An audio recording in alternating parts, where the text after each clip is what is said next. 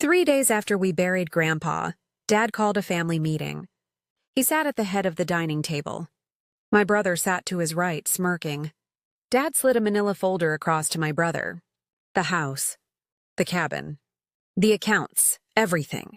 I blinked. What about me? Dad didn't even look up. You were never in the will. My brother folded his arms. He didn't say a word. He didn't have to. I stayed silent. They had no idea I had proof in my bag, sitting right there, 6 inches from my hand. But I didn't pull it out, not yet. Because when you've been the invisible child your whole life, you learn one thing. Timing is everything. Where are you watching from and what time is it there? Hit the like button if you've ever been written out of your own family story. And subscribe, because this is just the beginning. Let me rewind. My brother was always the golden child. He got scholarships he didn't apply for. Cars he didn't pay for. Mistakes that got excused before they were even made. I got a part-time job at 15. Worked 2 jobs through college. Paid every dollar myself. Dad barely noticed. But Grandpa did. Every Saturday, Grandpa would pick me up in his old pickup. We'd head to his workshop or out to the cabin. He taught me carpentry, how to fish, how to fix an engine with duct tape and patience. He told me stories about his time in the service, about building a business from nothing, about keeping your word. And he taught me something else. Write it down, he'd say. Dated and signed. People forget. Paper doesn't. He kept a leather journal. Every receipt, every agreement, every promise. I started keeping mine too. When Grandpa got sick, I was the one who drove him to chemo. Picked up prescriptions. Sat with him during the bad nights. My brother visited twice. Once for Thanksgiving. Once when Dad told him he had to. Grandpa noticed that too. 3 months after the funeral, Dad called the meeting. I walked in and I knew something was wrong. Dad opened the folder. My brother was already smiling. Your grandfather wanted the estate to stay intact, Dad said. It's better if it's managed by one person. And that person is your brother. I stared at him. Can I see the will? Dad's jaw tightened. This is family business, not a courtroom. My brother leaned back in his chair. Look, I get it. You're upset. But I have an MBA. I know how to grow wealth. You're still renting an apartment. I didn't answer. He slid a single piece of paper toward me. We're offering you $5,000 as a keepsake allowance. You can pick a few things from the cabin.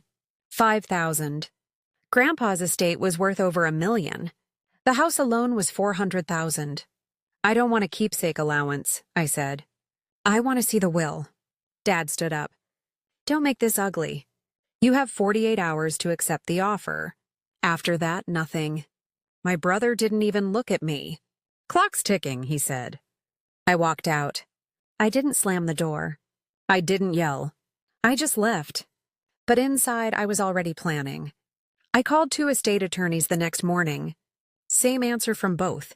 Without a copy of the will or trust, you have very little standing. Your dad is named executor. Courts assume good faith unless you have evidence of breach.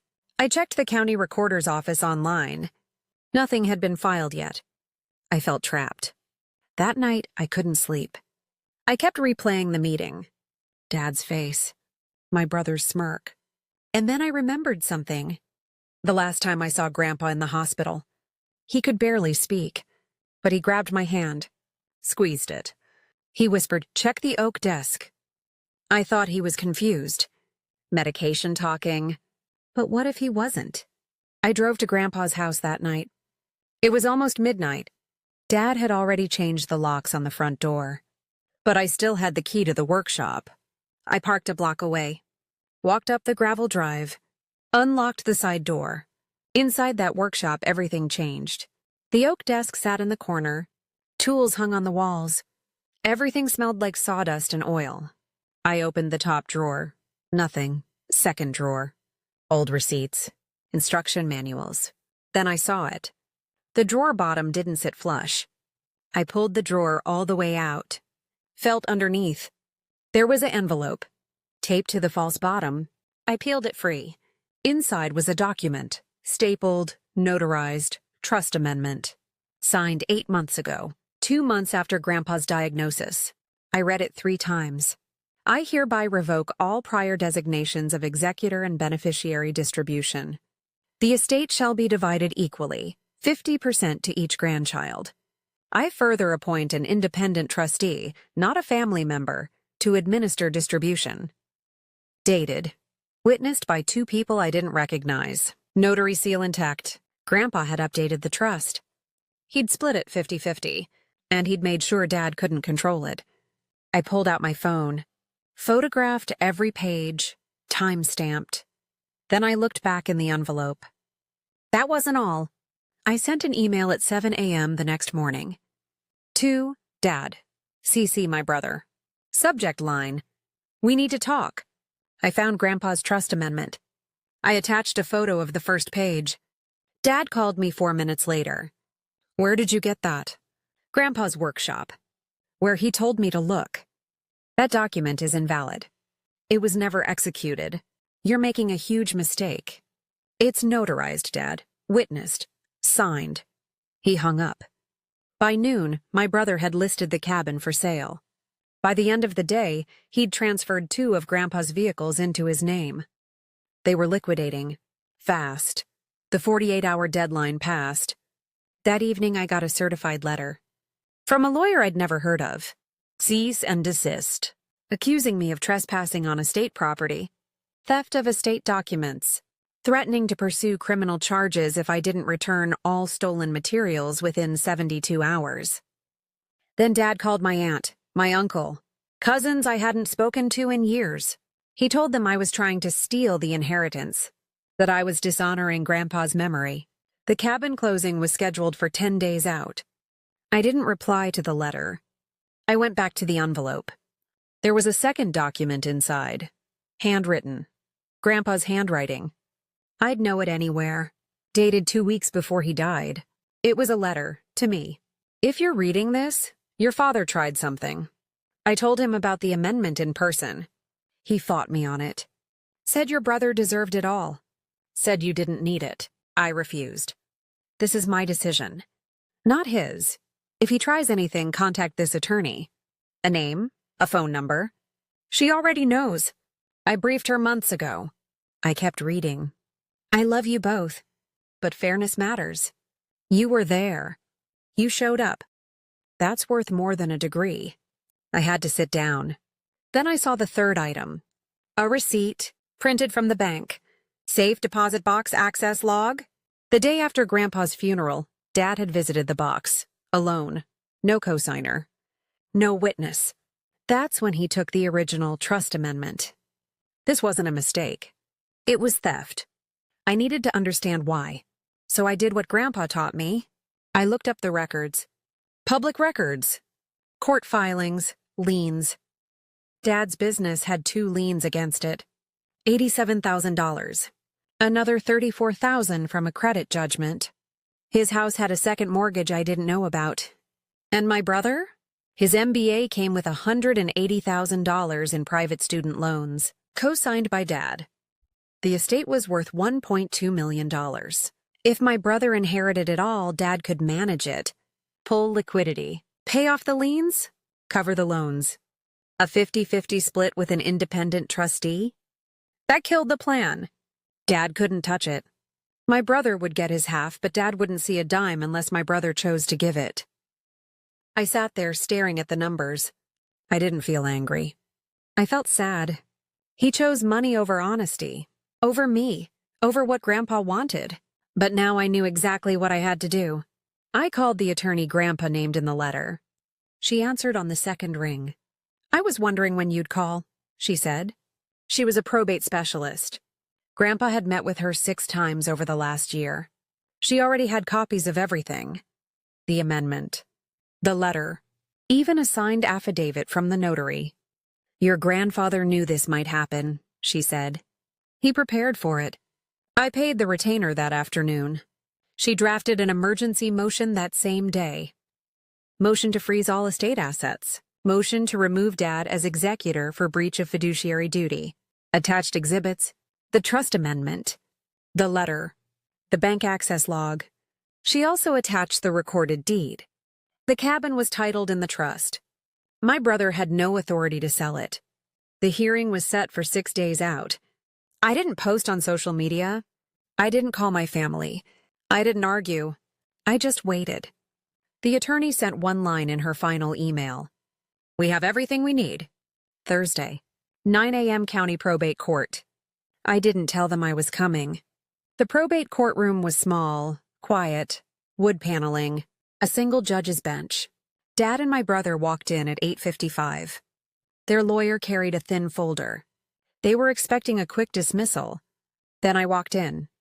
My brother saw me first. He froze. Dad turned. His face went red.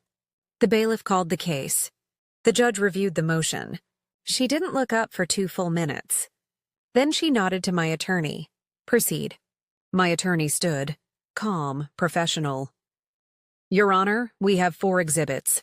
First, the trust amendment executed by the decedent 8 months prior to death. Notarized and witnessed. She projected it on the screen. Dad's lawyer started to stand. Second, a letter of intent, handwritten by the decedent, affirming the amendment and documenting that he personally informed the respondent, his son, of the changes. The letter appeared on screen. Third, a safe deposit box access log showing the respondent accessed the decedent's box alone the day after death, with no cosigner, removing the original trust amendment. The bank log filled the screen. My brother stared at his phone. Dad was staring at the table. And fourth, an email sent by the decedent to the designated independent trustee, copying the respondent, confirming the amendment, and requesting confidential administration. The email appeared, sent 3 weeks before Grandpa died, to the trustee, CC, Dad's email address. Subject, trust amendment final. Dad's lawyer sat down. He had nothing. The judge looked at Dad. "Do you wish to respond?" Dad didn't speak. The judge's voice was quiet, firm. "I am granting the motion to freeze all asset transfers effective immediately.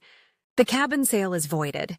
I am removing the respondent as executor and appointing the independent trustee named in the amendment. A full accounting will be conducted within 30 days. She closed the file. Fiduciaries are bound by law, not preference.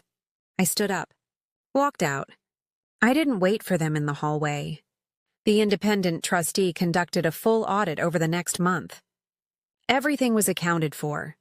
The estate was divided exactly as Grandpa intended. 50-50. I used my half carefully. Paid off my mortgage. Set up an emergency fund. Put the rest into investments I understood. Then I did something else. I started a scholarship fund in Grandpa's name. For kids learning skilled trades, carpentry, welding, electrical work. The kind of work Grandpa believed in. The cabin?